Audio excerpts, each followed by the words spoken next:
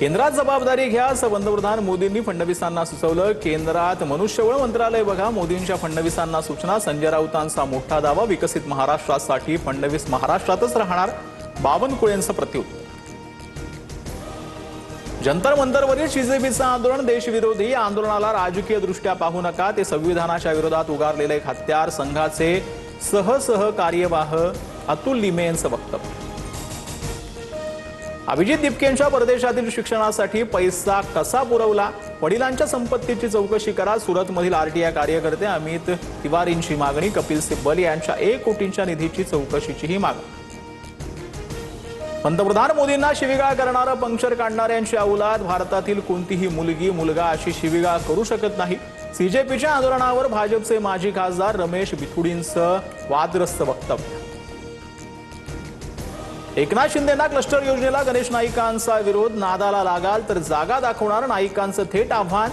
तर नाईक काही बडबड करतात, संजय शिरसाटांची टीका। खासदार पप्पू यादव यांच्यावर पत्रकार परिषदेदरम्यान चाकू हल्ल्याचा प्रयत्न, माझ्या हत्येचा कट रचला गेला, पप्पू यादव यांचा आरोप। राम मंदिर दान चोरी प्रकरणी संसदेबाहेरील आंदोलनानंतर यादव चर्चेत आले होते। नाना पटोलेंच्या दुधानं पाय धुतल्याचा व्हिडिओ व्हायरल, काँग्रेस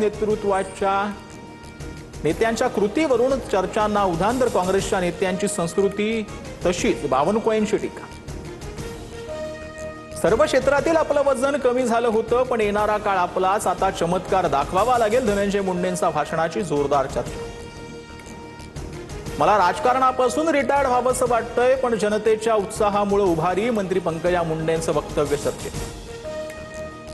धाराशिवमधील दिव्यांग शेतकऱ्यांच्या फक्त 211 रुपये पीक विमा, 700 रुपये उसने घेऊन दिव्यांग शेतकऱ्यांना पीक विमा भरला होता। दिव्यांग दाम्पत्याच्या अवघ्या 1.5 एकर शेतीवरच उदरनिर्वाह। नाशिकमध्ये रस्त्यावरील खड्डे बुजवण्यास सुरुवात, खड्ड्यामुळे 5 जणांचा जीव गेल्यानंतर पालिकेला जाग, मंत्री गिरीश महाजनांनी प्रशासनाला धारेवर धरल्यानंतर रस्ते दुरुस्तीचं काम हाती।